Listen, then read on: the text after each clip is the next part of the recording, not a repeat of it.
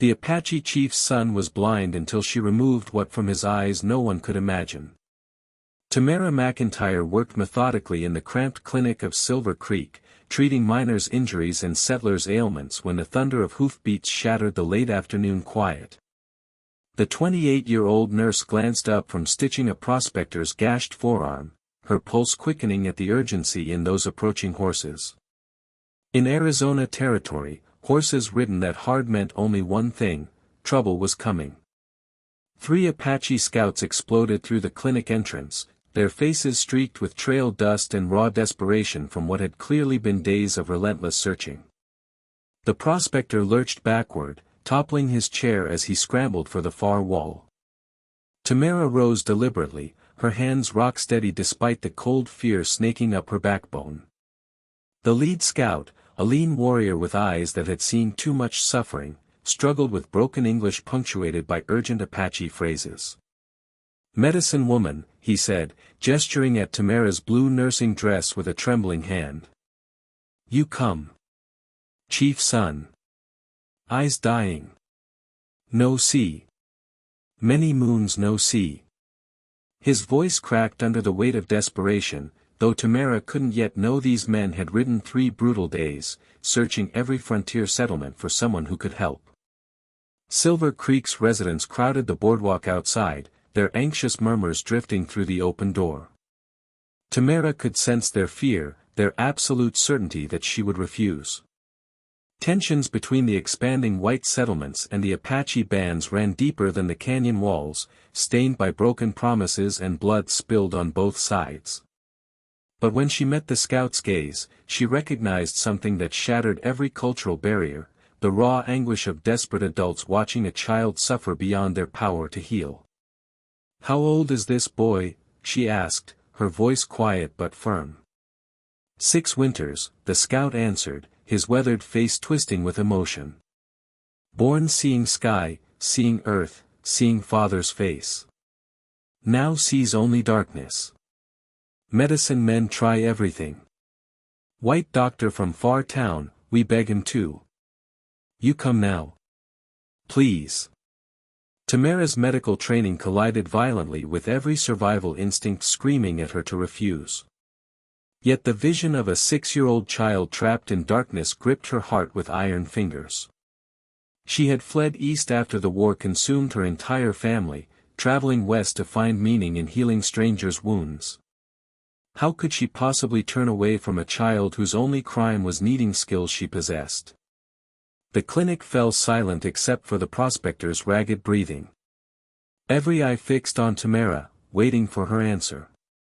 She studied the 3 scouts again, noting their traditional weapons but also their desperate restraint, their careful respect.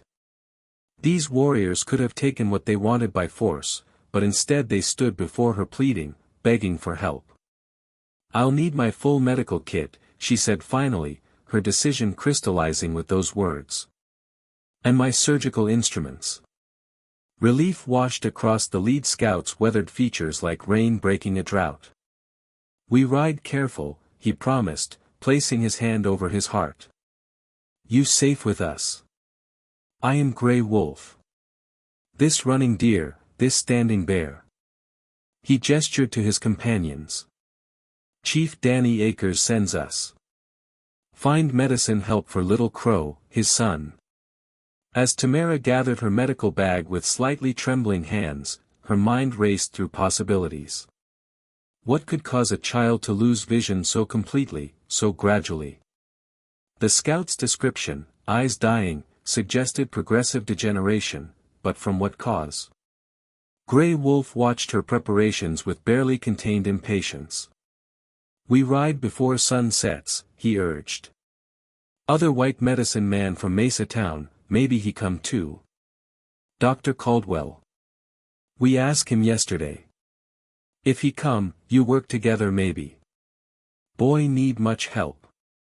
Tamera paused in her packing, processing this information. They'd sought multiple sources of help, Apache healers, a white doctor, now her.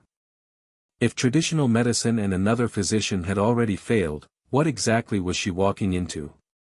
And why did these proud people suddenly trust outsiders enough to bring them into their most protected spaces? She secured her medical bag and surveyed the clinic that had been her entire world for 2 years. Some instinct whispered that walking out that door with these Apache scouts would transform everything she thought she knew about healing, about courage, about where she truly belonged. The wounded prospector stared at her with wide, fearful eyes. "Miss McIntire," he rasped, "you certain about this? They're Apache. You might not come back." Tamera met his gaze with steady resolve. "A child is suffering. That's all I need to know." She followed Grey Wolf outside where 2 additional horses waited, saddled and ready. The afternoon sun blazed overhead, casting sharp shadows across the dusty street. Silver Creek's citizens lined the wooden walkways, their faces reflecting more suspicion than support now that they witnessed her actual decision. Grey Wolf helped Tamera mount the spare horse, his movements respectful but urgent. "We ride hard but safe," he assured her. "Chief waits with great hope for Medicine Woman." As they prepared to depart, Standing Bear spoke rapidly to Grey Wolf in Apache, his tone carrying unmistakable worry. The brief exchange sounded serious, almost fearful.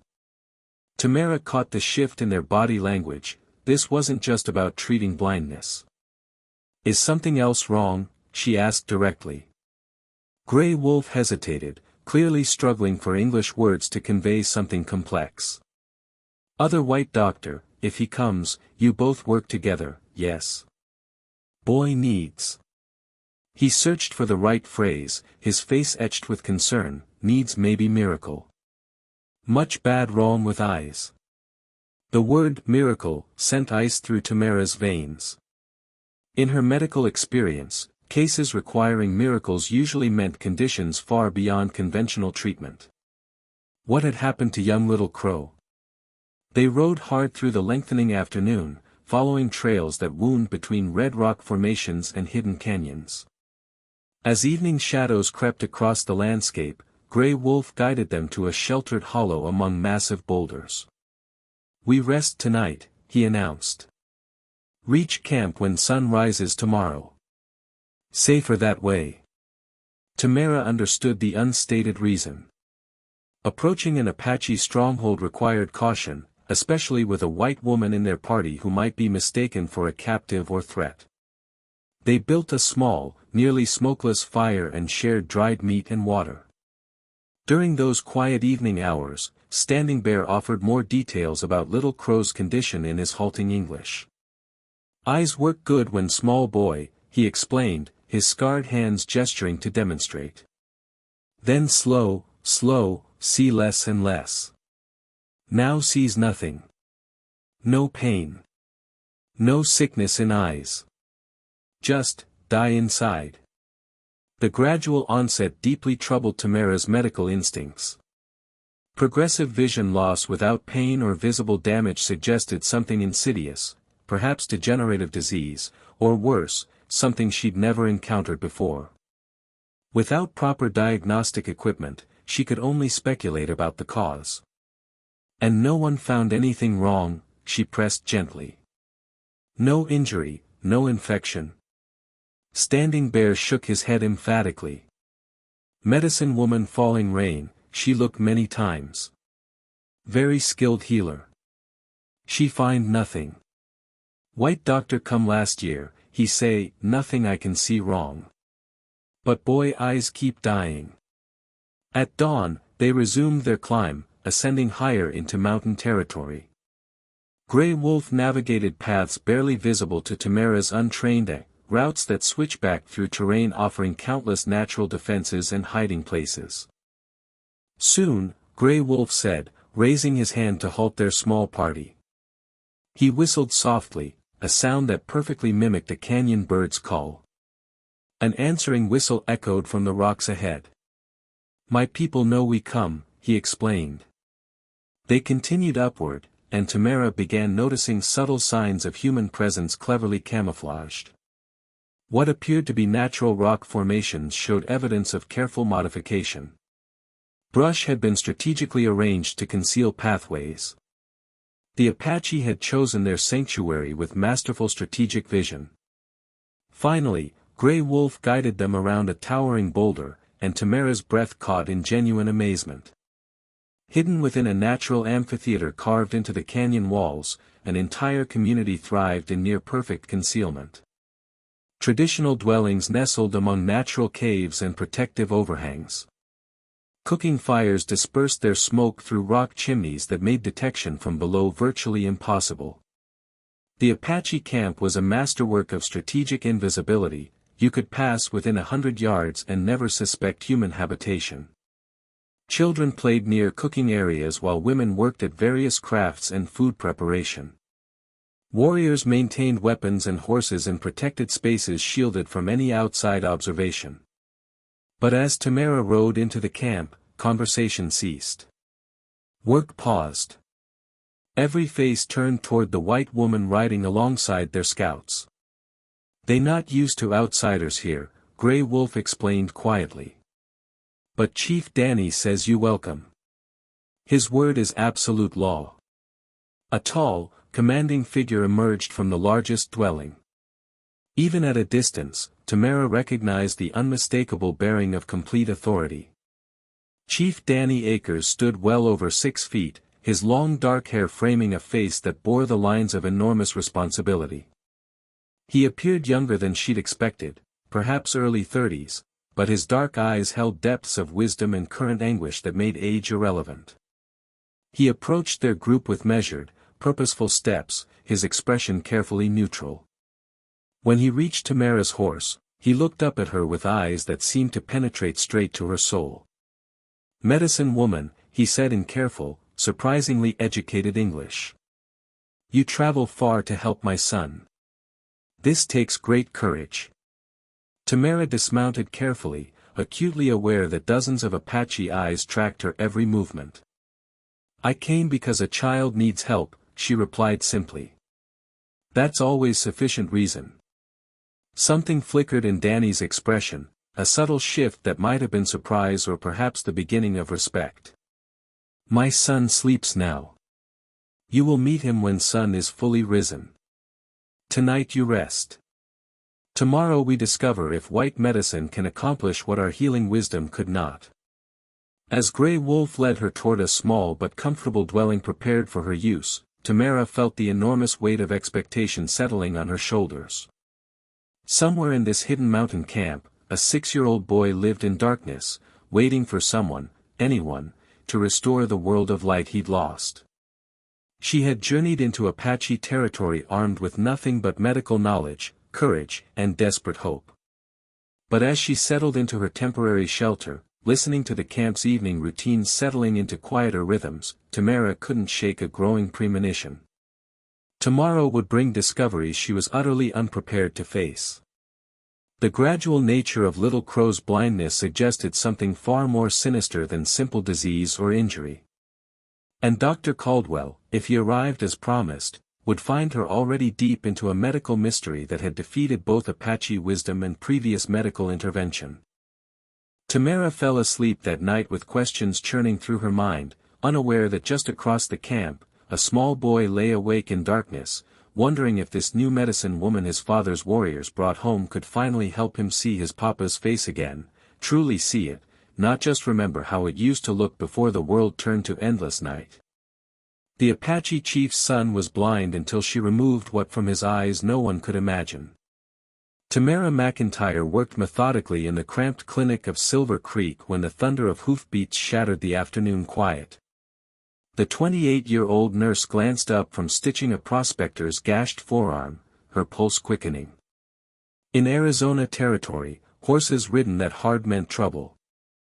3 Apache scouts burst through the door, faces streaked with trail dust and desperation from days of searching.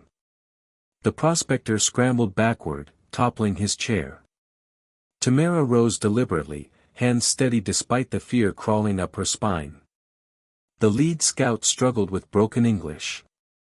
"Medicine woman," he said, gesturing at her blue nursing dress. "You come. Chief son. 6 winters old. Eyes dying slow. No see many moons. We beg you help. His voice cracked with desperation. These men had ridden 3 brutal days searching every settlement. Silver Creek's residents crowded outside, murmuring anxiously. Tamera sensed their fear, their certainty she would refuse. She recognized faces: Widow Patterson who'd lost her husband to Apache raids, Old Man Thornton whose son never returned from a wagon ambush. Tensions ran deep, stained by broken treaties and blood. But when she met the scout's gaze, she saw something transcending every barrier, the raw anguish of adults desperate to help a suffering child. I am Grey Wolf, the scout continued. We try everything. Apache medicine men, herbal treatments, spiritual ceremonies, nothing works. White doctor from Mesa examined boy last year, say, nothing wrong I can see. But little Crow's eyes keep dying. Now only darkness. He stepped closer. Chief Danny Akers says if white medicine woman not come, Little Crow lives in darkness forever. Please.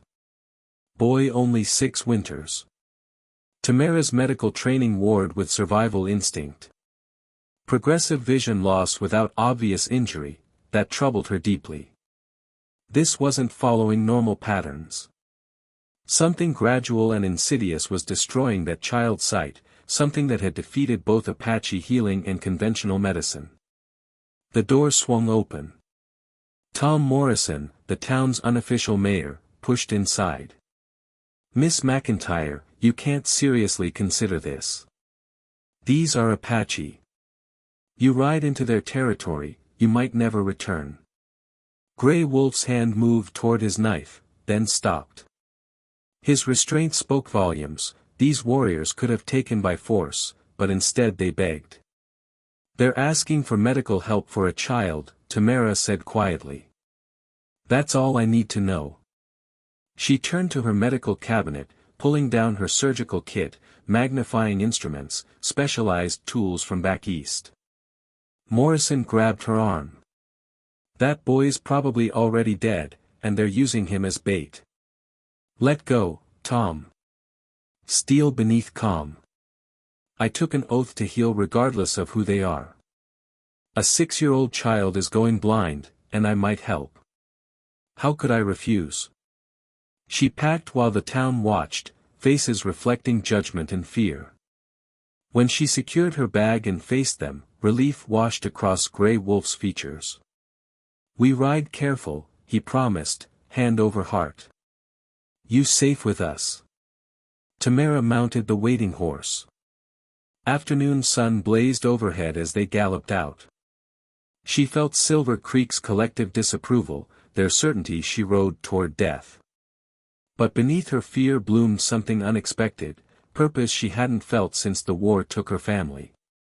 A child needed her skills. She would not turn away.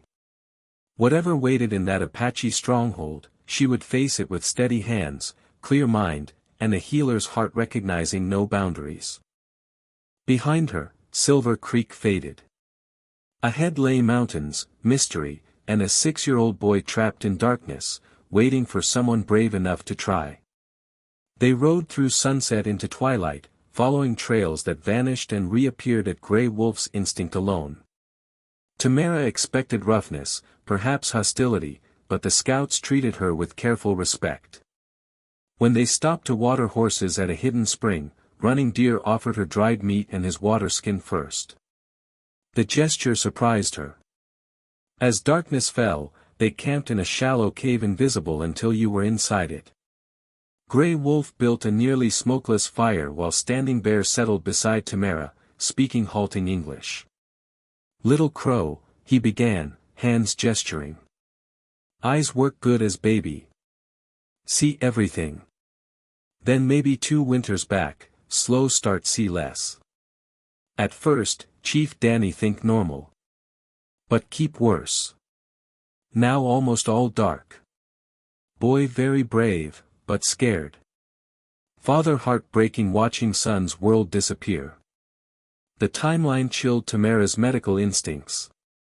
2 years of gradual deterioration suggested something systematically destroying eye tissue from within, not trauma, not typical infection, but something insidious. Without examination tools, she could only theorize. No injury before it started, she asked. Standing Bear shook his head. No fall, no hit. One day Chief Danny noticed Little Crow standing close to see things. Then closer. Now boy walks by memory and sound.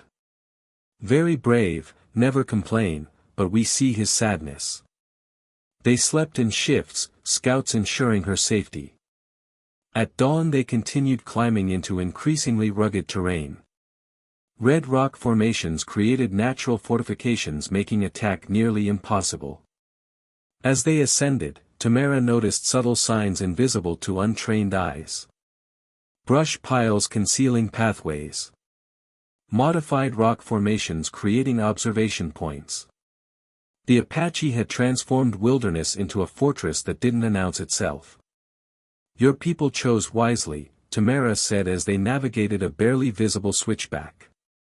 Pride flickered across Grey Wolf's face. Apache survive by being smarter, not just stronger. White men see empty canyon. We see home that protects. Near midday of the third day, Grey Wolf whistled softly, mimicking a canyon bird. An answering whistle echoed from above. My people know we come, he explained. They rounded a massive boulder, and Tamera's breath caught. Hidden within a natural amphitheater, an entire community thrived in perfect concealment. Wiki-ups nestled among caves. Cooking fires dispersed smoke through invisible rock chimneys. Children played, women worked, warriors maintained weapons. A masterwork of strategic genius, you could pass yards away and never suspect habitation. As they rode in, conversation stopped. Every face turned toward the white woman. Tamera felt dozens of eyes assessing, calculating, wondering. Then a tall figure emerged from the largest dwelling. Chief Danny Akers stood over 6 feet, long dark hair framing a face younger than expected, early 30s, but eyes holding depths of wisdom and anguish transcending age. He approached with measured steps, presence commanding without threatening. When he reached her horse, he looked up with intelligent eyes penetrating pretense. Medicine woman, he said in careful, educated English that surprised her. You honor us with your courage. You travel far, risk much, to help child you never met. He paused, vulnerability crossing his features. My son needs what your knowledge can provide. Our healing wisdom failed him. I hope yours will not. In that moment, Tamera saw past every stereotype. Before her stood not an enemy, but a father desperate to save his child, desperation transcending cultural boundaries, speaking universal parental love. Take me to him, she said softly. As Grey Wolf helped her dismount, she glimpsed children playing, and among them, a small boy navigating by sound and touch, hands outstretched, steps careful. Little Crow, moving through a world he could no longer see. Her heart broke and hardened simultaneously. Whatever was stealing this child's sight, she would find it. And if possible, she would give him back his world of light. Morning light filtered through the dwelling's opening as Tamera prepared her instruments. Danny entered carrying his son, and Tamera's first glimpse of Little Crow made her heart clench. The 6-year-old had delicate features and brave resignation far too mature for his age. His unseeing eyes moved without focus, tracking sounds instead of sights. Little Crow, Danny said softly in Apache, then English. This is the medicine woman. She needs to examine your eyes. The boy responded in Apache, voice steady despite nervousness. Danny translated. He says he will be brave. He wants to see Papa's face again. An older woman entered, weathered face marked by intelligence. Traditional dress adorned with healing symbols, sharp eyes assessing Tamera professionally. This is falling rain, Danny explained. Our medicine woman. She has examined Little Crow many times. Falling Rain spoke in Apache, tone skeptical. Danny translated. She found no injury, no sickness. She wonders what white medicine can see that Apache healing missed. Tamera met her gaze with respect. I have tools that might reveal what cannot be seen otherwise. I hope we can work together. When Danny translated, something shifted in Falling Rain's expression, cautious hope. Tamera knelt before Little Crow. I'm going to look very closely at your eyes. It won't hurt, but you must stay very still. Can you do that? The boy nodded, gripping his father's hands. She began with basic examination, checking external structures. Everything appeared normal, no visible damage, no infection. Falling Rain watched intently, nodding at Tamera's systematic approach. For several minutes, nothing explained progressive blindness. Then she retrieved her magnifying lens, positioning it while running deer-directed concentrated sunlight with polished metal. Enhanced magnification allowed examination of interior structures invisible to naked eye. At first, only normal tissue. Then, as light angle adjusted, something caught her attention, a tiny glint, barely perceptible. She moved the lens fractionally. Her breath caught. There. Embedded deep in tissue, nearly invisible. A crystalline fragment, sharp-edged, deliberately positioned. She found another. Then another. Her hands trembled as horror registered. These weren't natural. The edges too precise, material too uniform. Medical-grade glass, cut to specific dimensions, surgically implanted for maximum gradual damage while remaining undetectable. What is it? Danny asked, reading her expression. Tamera's voice shook. Glass fragments. Multiple pieces embedded in the tissue.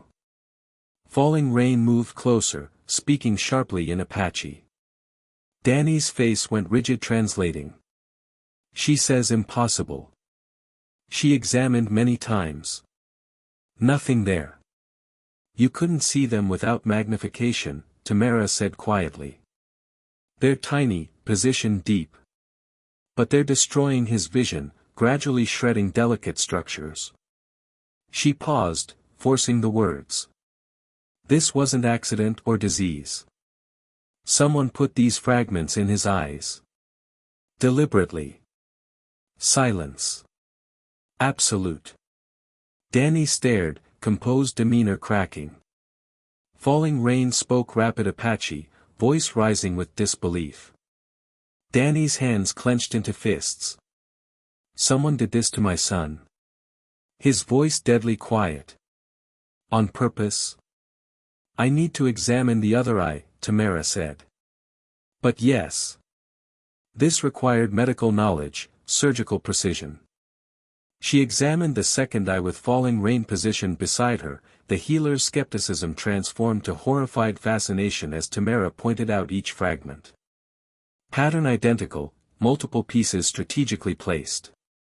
When Tamera sat back, barely containing rage, she looked at surrounding faces.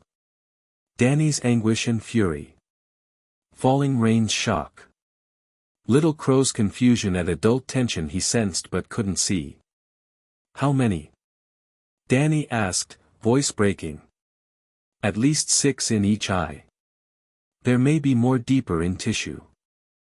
Word spread through camp.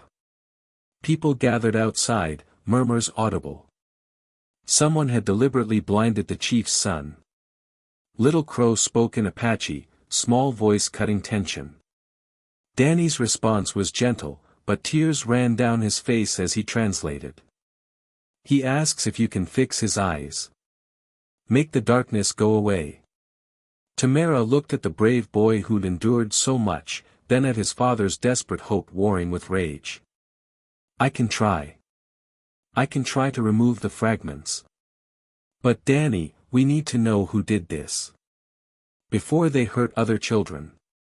Tamera laid out her surgical instruments, hands steady despite the weight of what she was about to attempt.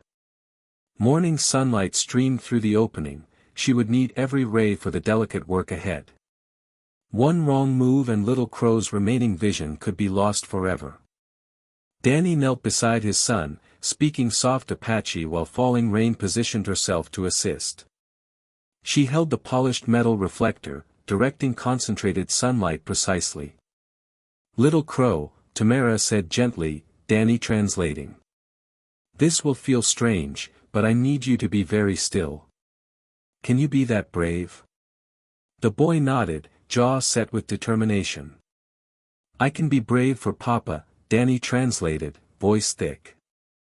Tamera selected her finest forceps. Through her magnifying lens, fragments were visible, each positioned for maximum damage. She would extract them without tearing tissue, without causing trauma leading to infection or scarring. The surgery began in silence. Tamera's world narrowed to the magnified view, steady instrument movement, fragile tissue she was preserving. Danny held his son's hand, murmuring constant Apache encouragement. Little Crow remained impossibly still, trusting completely.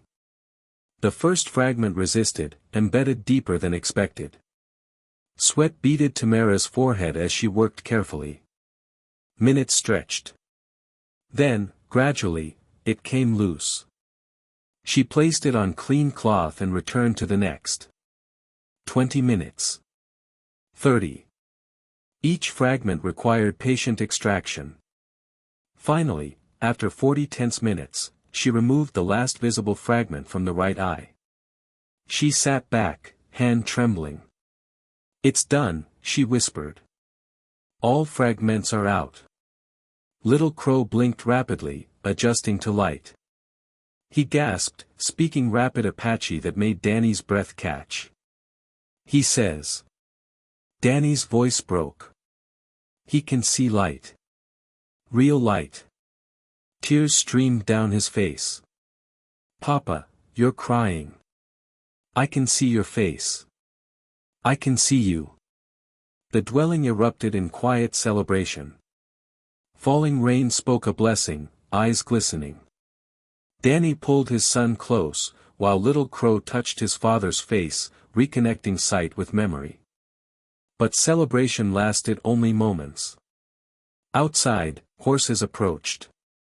Dr. Caldwell comes, Grey Wolf announced. The traveling physician entered, weathered and professional. When he saw the extracted fragments, his expression grew grave. May I? He pulled out stronger magnifying equipment. He examined each fragment in silence, face darkening. Finally, he looked up.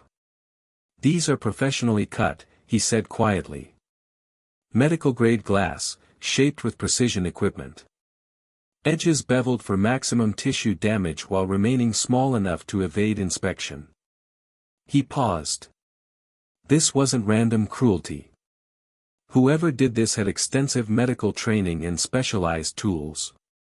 They created progressive blindness appearing to be natural degeneration.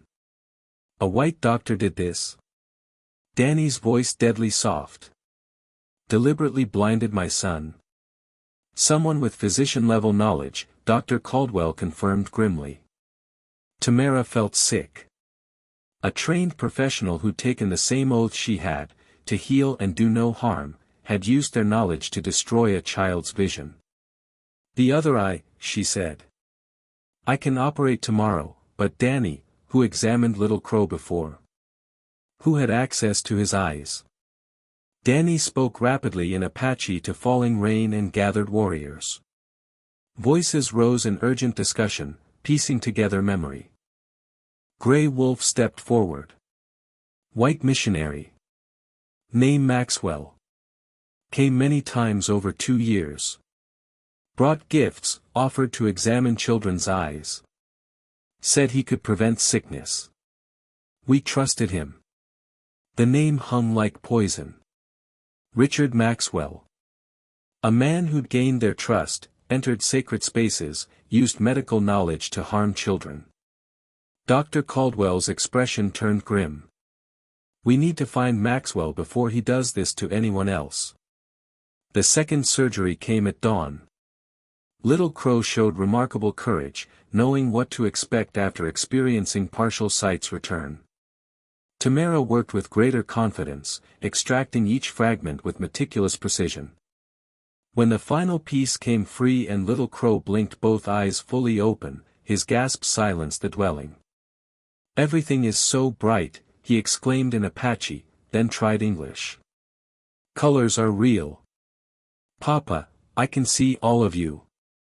He turned his head, rediscovering the world with amazement. "I forgot how beautiful everything is." Danny pulled his son close, tears flowing freely, no longer stoic chief but simply a father whose child had been returned from darkness. Tamera's throat tightened. This was why she'd become a nurse, why she'd risked everything.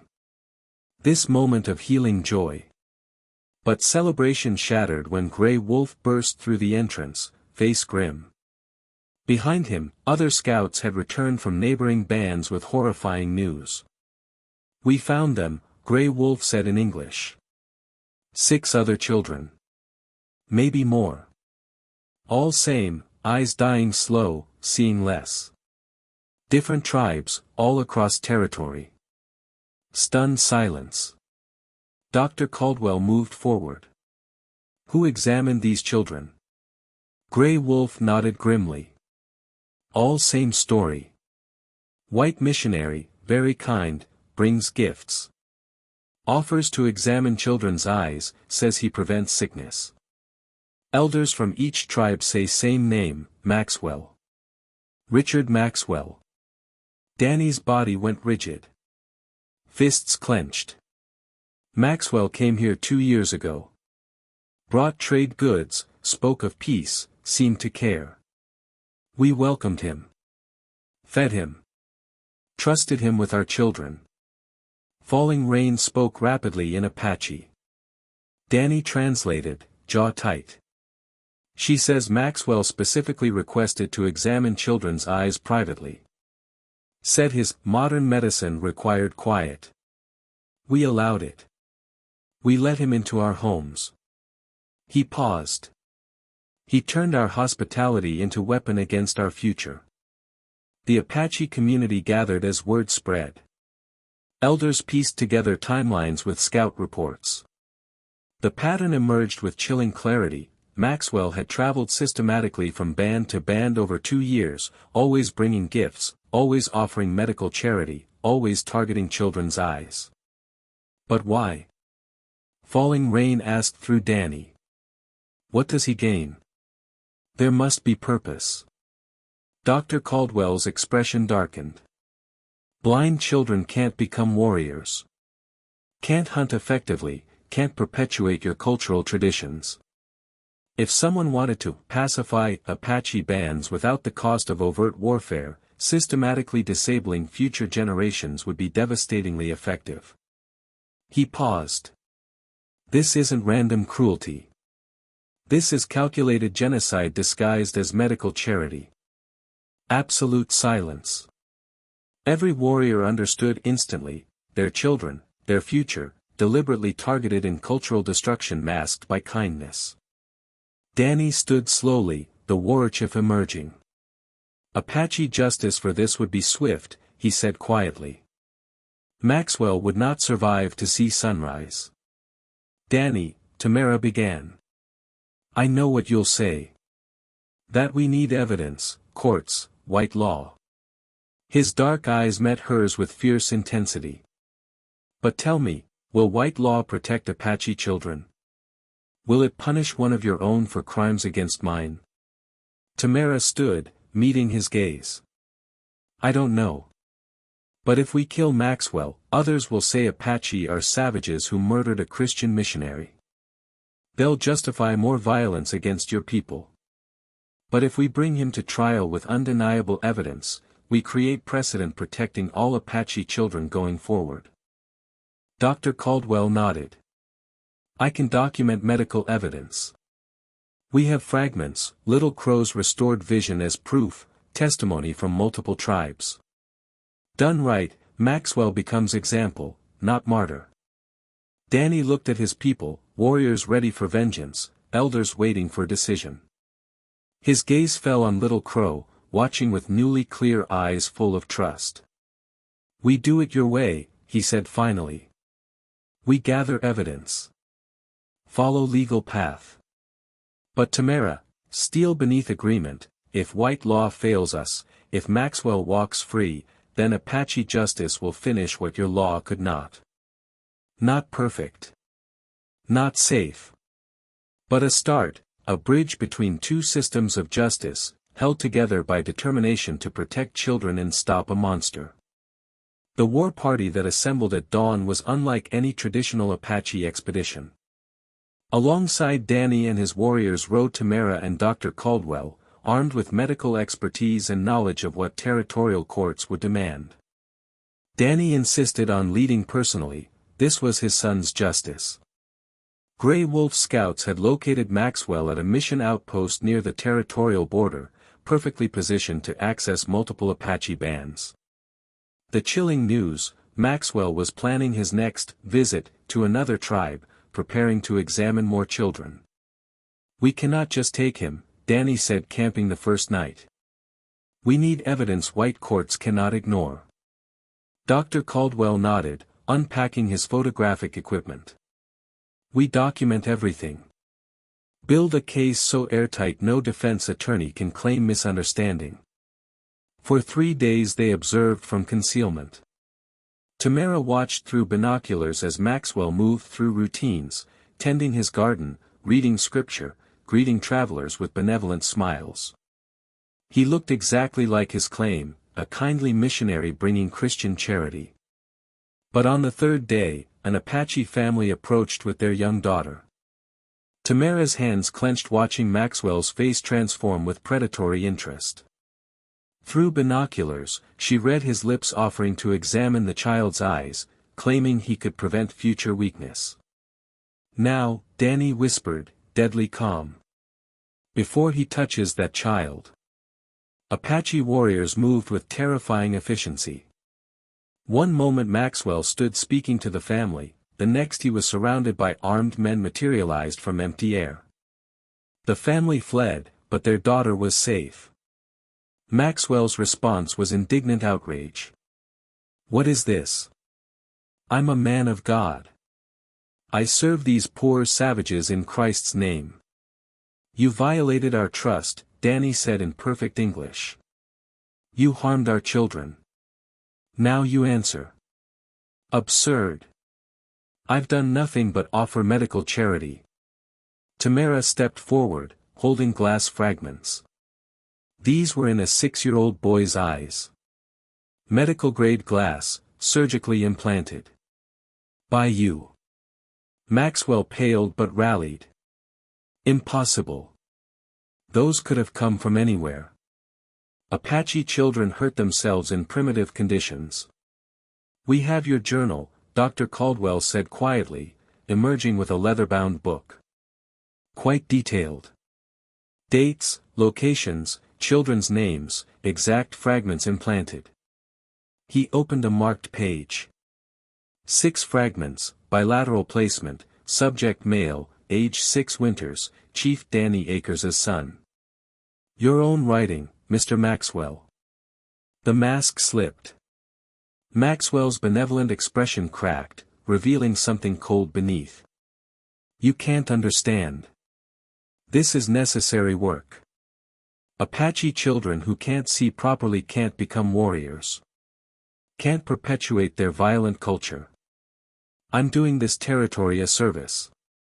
Zealous certainty filled his voice. "In 20 years, these tribes will peacefully assimilate rather than resist. It's humane, no massacres, just gradual cultural dissolution through disability." Absolute silence. Every warrior understood they were hearing genocide rationalized as mercy. Dr. Caldwell's hands shook operating his recording device. "You're admitting to deliberately blinding children. To systematic assault." "I'm admitting to serving the greater good," Maxwell replied with chilling calm. Someone had to do what politicians only whisper about. Peaceful removal requires removing their ability to resist. Danny's hand moved to his knife. Warriors shifted, ready for immediate justice. Maxwell would be dead in seconds. But Tamera stepped between them. No. He stands trial. Let white law prove itself. His death here makes him a martyr. His conviction in court makes him an example. Danny's eyes met hers, father's vengeance against Chief's wisdom warring inside him. Finally, he nodded. Bind him, Danny ordered. We take him to face white justice. But Maxwell, he leaned close, if your people's law fails, Apache justice will not. The journey to the territorial capital stretched 5 days across rugged terrain, with Maxwell bound but never silent. He used words as weapons, targeting each person's doubts with precision. You're betraying your own people, Miss McIntire, he said during the second day. When this reaches newspapers, Silver Creek will consider you a traitor.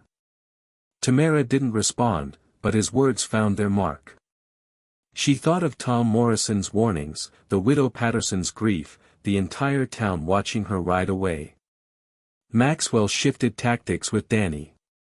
You're a fool if you think white courts will convict me based on savage testimony. I'm a Christian missionary. You're Apache. Who will they believe? Danny's silence was more dangerous than any reply. On the third night, as others slept, Danny settled beside Tamera at the fire. The silence between them carried weight. When this is finished, he said quietly, when Maxwell faces judgment, what then for you? I don't know. You came to heal my son. One task, then return. Danny paused. But you stayed to fight for justice. You rode with Apache warriors, earned trust. These are not actions of someone planning to leave. Danny. My heart hopes, he continued, vulnerability beneath authority, that you see a place here. With us. With me. Tamera's breath caught. She'd felt the connection growing, respect becoming something deeper. My world and your world are so different. We bridge those differences together. Danny met her gaze. But I ask for no answer now. First we see justice done. Then you decide. Before Tamera could respond, an arrow whistled past, embedding in the tree behind them. Ambush! Grey Wolf shouted as gunfire erupted. Danny pulled Tamera behind cover as warriors scattered into defensive positions. Through muzzle flashes, she counted 8 attackers, white men, well armed. Maxwell's allies attempting rescue. The battle was brief but fierce. Apache warriors moved like shadows, overwhelming the attackers' firepower. But one man broke through, rifle aimed at Danny's back as he coordinated his warriors. Tamera didn't think. She grabbed a fallen branch and swung hard, connecting with the attacker's skull. He dropped, and Danny spun to see her standing over him, makeshift weapon raised. Their eyes met across fire-lit chaos. She'd chosen. In that moment, she'd chosen his life over her safety.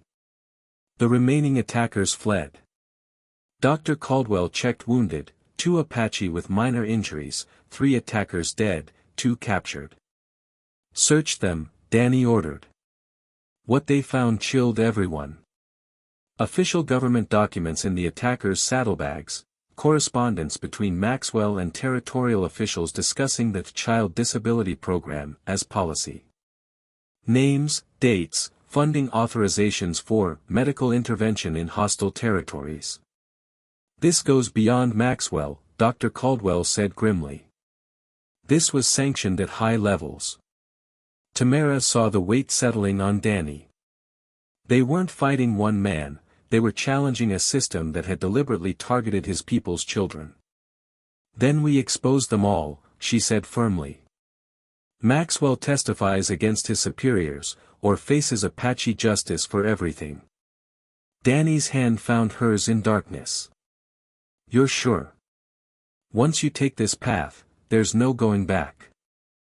Tamera looked around at warriors who'd accepted her, at Dr. Caldwell who'd become an ally, at Maxwell watching with hate-filled eyes, and finally at Danny, whose strength had shown her what true leadership meant.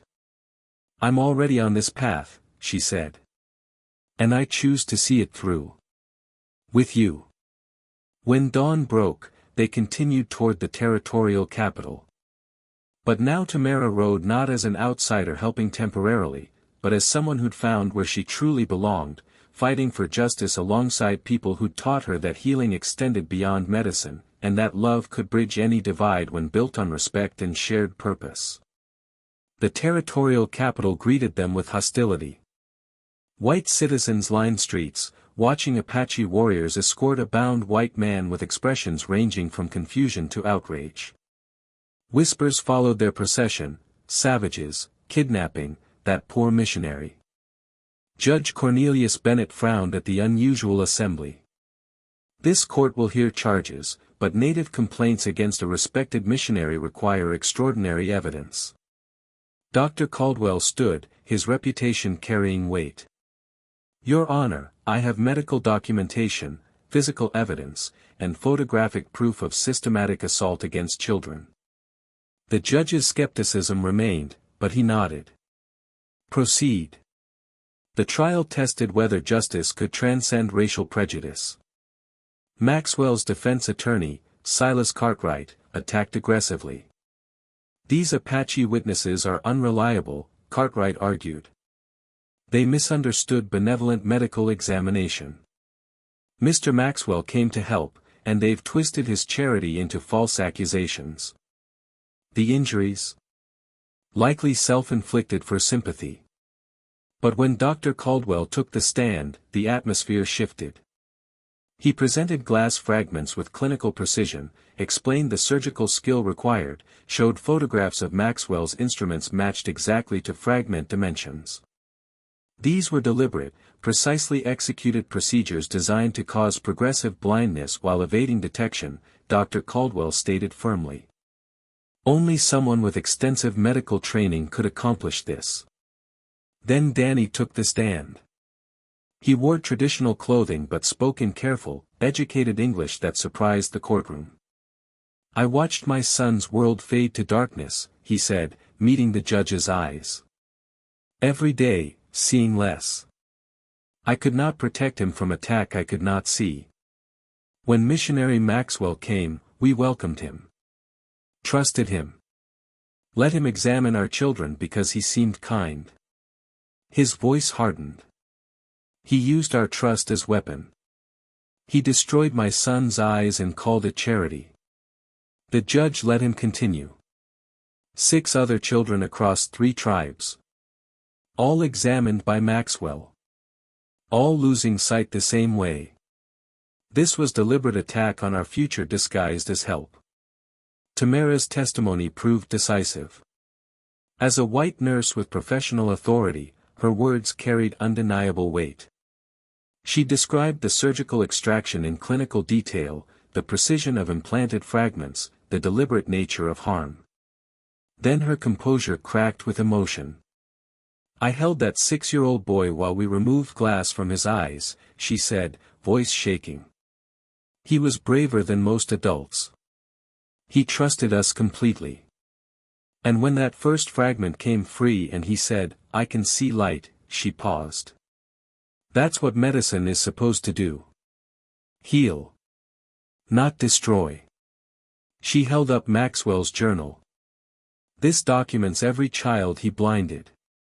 Names, dates, exact fragments. This was calculated assault. The defense crumbled when Maxwell's correspondence with government officials was presented.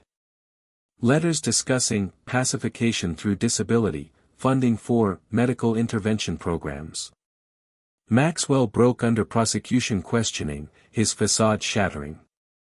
Someone had to have courage. Politicians talk about the Apache problem, but do nothing. I took action, better blind children who'll assimilate than more bloodshed. The courtroom erupted. Judge Bennett banged his gavel. When Little Crow was brought forward, seeing clearly with both eyes, the jury saw living proof of both crime and cure. The jury deliberated 2 hours. Their verdict, guilty on all counts. Judge Bennett's sentencing was stern. 15 years hard labor. This court will protect all children within its jurisdiction, regardless of heritage. What you did, Mr. Maxwell, was evil dressed in righteousness. As they led Maxwell away, he glared at Tamera. You betrayed your own kind for savages. No, she replied quietly. I honored my oath to heal. Outside, Little Crow ran to Tamera, speaking rapid Apache. Danny translated, emotion thick in his voice. He says you are she who brings light. You gave him back the world and gave his father back his smile. Tamera knelt, hugging the child who had brought her to this moment. Justice had been served. A precedent set, that Apache children deserved protection, that truth could overcome prejudice when fought for with courage. Not perfect victory. 15 years seemed inadequate. But it was a beginning, proof that two worlds could find common ground in protecting children. 6 months transformed everything. The investigation following Maxwell's conviction exposed a network reaching into territorial government. 3 officials faced corruption charges for sanctioning peaceful pacification programs. The scandal forced long overdue conversations about how Native peoples were treated. Tamera transitioned her Silver Creek practice, training young Dr. Samuel Brooks while maintaining patient care. But her heart stretched across the desert to a hidden canyon where she'd found true purpose. Danny visited Silver Creek multiple times, his dignified presence gradually shifting attitudes. When a mine collapse trapped 3 workers, he worked alongside Tamera and Dr. Brooks, using Apache herbal treatments to prevent infection. 2 men who'd called Apache savages 6 months earlier now owed their lives to Danny's knowledge. Not everyone changed. But enough people saw truth, that healing transcended boundaries, that honor existed in all peoples. Tamera spent equal time at the Apache stronghold, learning language from falling rain. She taught the elder to use magnifying lenses while absorbing traditional herbal knowledge. The exchange enriched both traditions. As autumn painted canyon walls gold, preparations began for the wedding. Apache women created Tamera's doeskin dress, decorated with beadwork depicting her journey, a woman traveling between worlds, healing hands extended toward a child in darkness, light returning to blind eyes. The ceremony took place at sunset. Both communities attended, Apache families and a small group from Silver Creek including Dr. Brooks and the prospector whose arm she'd been stitching the day scouts arrived.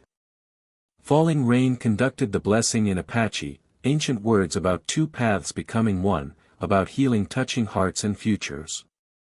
Danny wore ceremonial regalia. When he looked at Tamera, she saw partnership, 2 people who'd fought together, who'd bridged impossible divides. Little Crow stood proudly between them, clear eyes reflecting firelight. He spoke in Apache, then carefully in English. She who brings light, you gave me back my eyes. You gave Papa back his smile. His small hand placed Tamera's in his father's. Now I give Papa to you. And you become my mama. Family is whole again.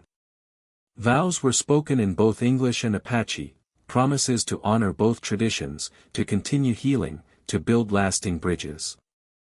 Falling rain's blessing rang through the canyon, 2 healer hearts become one healing force. The celebration blended both cultures. Apache drums mixed with fiddle music. Food from both traditions covered shared tables.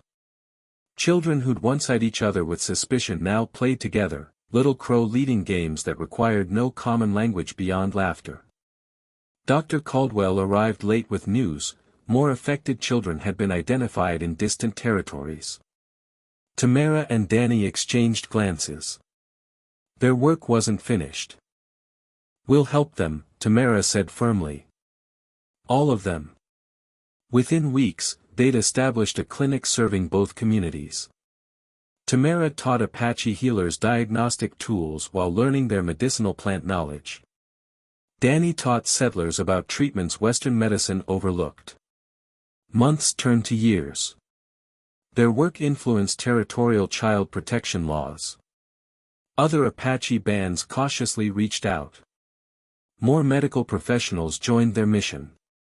But the truest measure came each morning when Little Crow ran to greet them, clear eyes bright, calling Tamera Mama, and speaking of becoming a healer himself. Around him, Apache and white children played together, seeing each other simply as friends. The world they built wasn't perfect. Prejudice remained. Old wounds took generations to heal. But they'd proven something essential, that courage and commitment to protecting the vulnerable could transform communities, that healing extended beyond medicine to touch hearts, and that two worlds could become one when people chose to build bridges. Standing together at sunset, watching Little Crow play with children from both communities, Tamera knew she'd found exactly where she belonged, not in one world or the other, but in the space between, building something new that honored both her past and her future. She who brings light. The name fit perfectly. Not just because she'd restored one child's vision, but because she'd helped illuminate a path forward where healing mattered more than hate, where love conquered prejudice, and where two peoples learned to see each other clearly at last.